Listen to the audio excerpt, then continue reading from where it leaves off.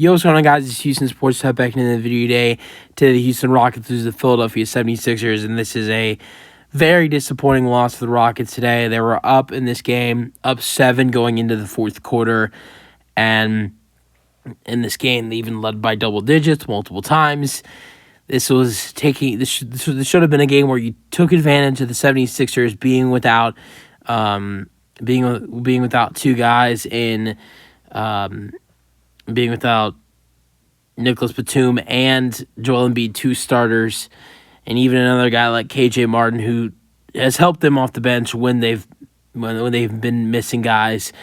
And with them being without three players, even though you're without some players as well, Jabari Smith Jr. and Dillon Brooks, I thought with the Rockets being home and with the Sixers mainly being without Joel Embiid, this was a really good chance for the Rockets to get on the win column tonight after losing their last two games against Phoenix and Indiana, but they couldn't do it, and they've lost their first three games of this 7-game homestand, which going into this homestand, Rockets' unbelievable home team started this homestand, I think, at either 12-2 or 13-2 at home.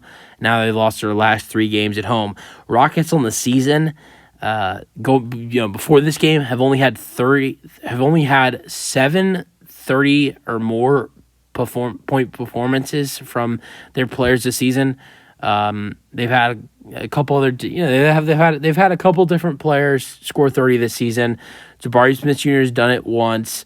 Jalen Green, I believe, has done it once. Scored 34 against Memphis.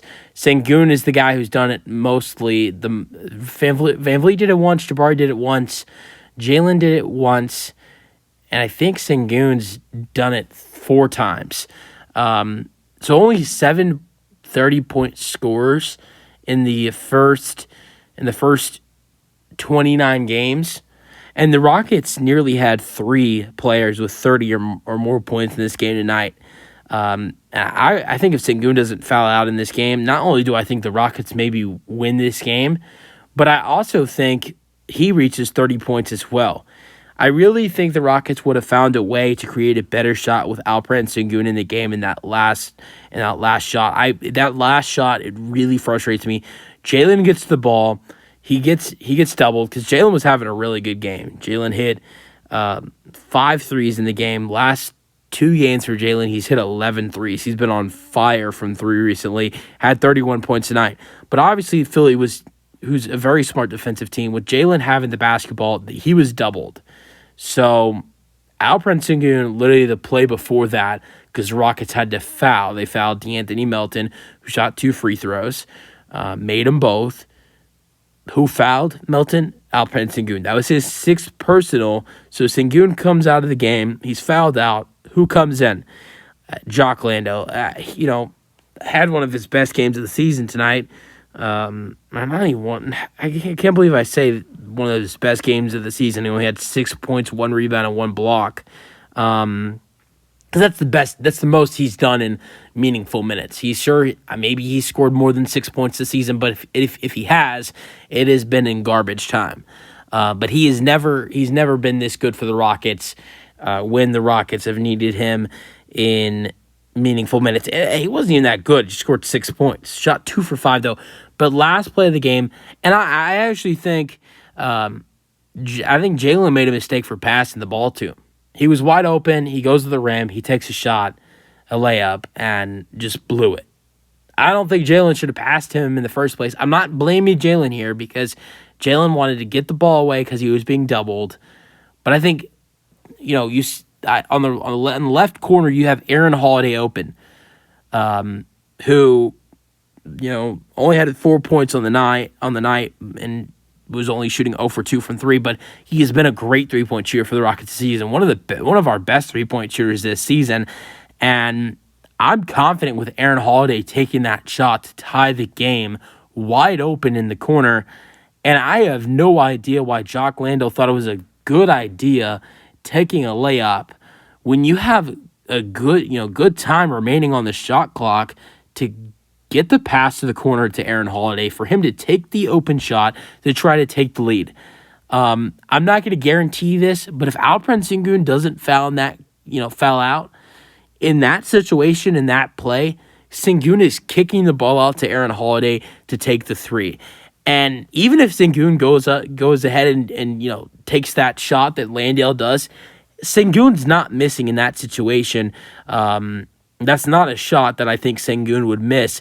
But ultimately, I think Sengun, with his vision, I think he'd be able to see that Aaron Holiday's open in the corner and would have kicked it to him. And I think that's a big mistake that the Rockets made tonight. Obviously, I go back to Jalen being doubled.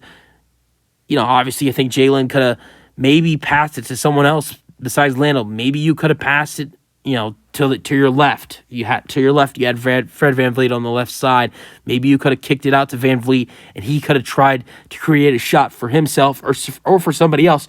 Maybe you could have gave it to VanVleet, and VanVleet could have kicked it to the corner to Aaron Holiday. I'm just trying to create other ideas. But in Jalen for giving him an excuse in that situation, he is being doubled.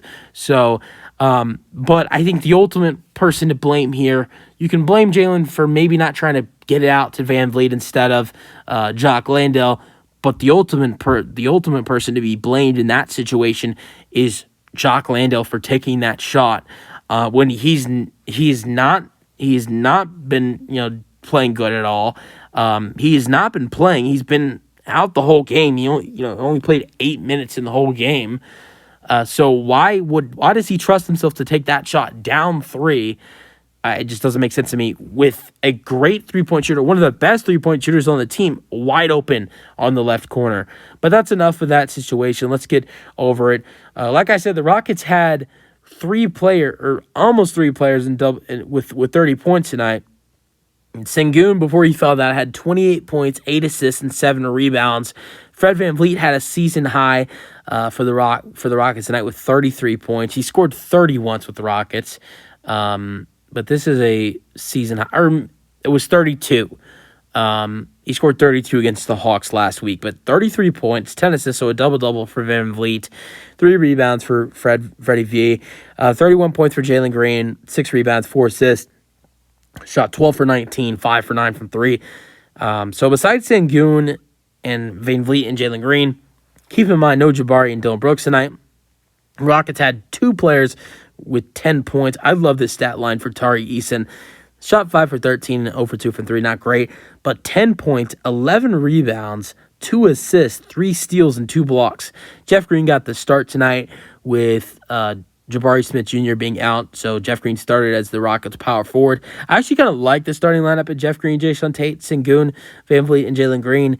Definitely you can argue that Tari Eason or maybe Aaron Holiday deserves to jump into the starting lineup, but I actually kind of like that lineup. Jeff Green had 10 points, 4 rebounds, 5 for 11 shooting in 33 minutes. Sixers, Tyrese Maxey was great, and he has kind of struggled in the past when Joel Embiid has not been playing.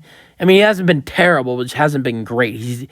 I feel that he's a better player when Joel Embiid is on the court than when he's not. But of course, there's going to be a difference when there's an MVP center off the floor.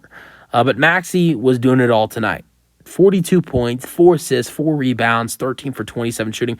Actually struggled massively from 3, 2 for 9 shooting from 3, 14 for 15 at the free throw line. Tobias Harris keeps it going, had a really good defensive night for the Sixers. 22 points, 7 assists, 4 steals, 3 blocks. Also had 4 rebounds, shot 10 for 18. And any other players in double figures? You have a lot of former Houston Rockets on this 76ers team. A couple weren't playing tonight. D'Anthony Melton was drafted by the Rockets, had 15 points in this game, was killing with the Rockets with 3 free throws down the stretch. Also 14 points for Marcus Morris Sr., 7 points for Robert Covington, actually a 2-time Rocket. Daniel House Jr. didn't do much in this game to help the Sixers, but he played 12 minutes and had 2 rebounds. He's a former Rocket. Patrick Beverley actually was pretty good in this game.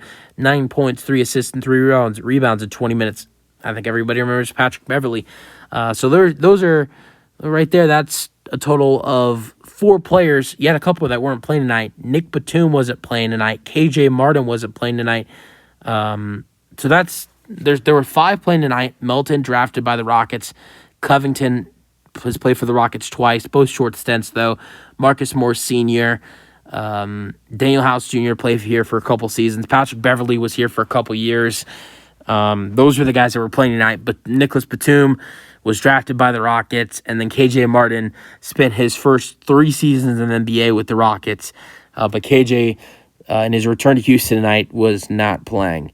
I wonder if they did a tribute video for KJ Martin. I doubt it. They did one for Eric Gordon a couple nights ago, but I sincerely doubt that they did a video for KJ Martin. Although KJ did some great things here. Sure, we were losing, but I thought he brought a lot of energy for the Rockets. I mean, it was kind of fun to watch him with, great dunker, great player, good defensive player, good shot blocker. He was a fun player to watch, especially when the Rockets were losing. But it's kind of sad that he wasn't available to go tonight and go up against the Rockets. I know the guys that did play with him last year, they all love KJ. So let me know your thoughts on the game. Tough loss for the Rockets tonight, 131-127, high-scoring game.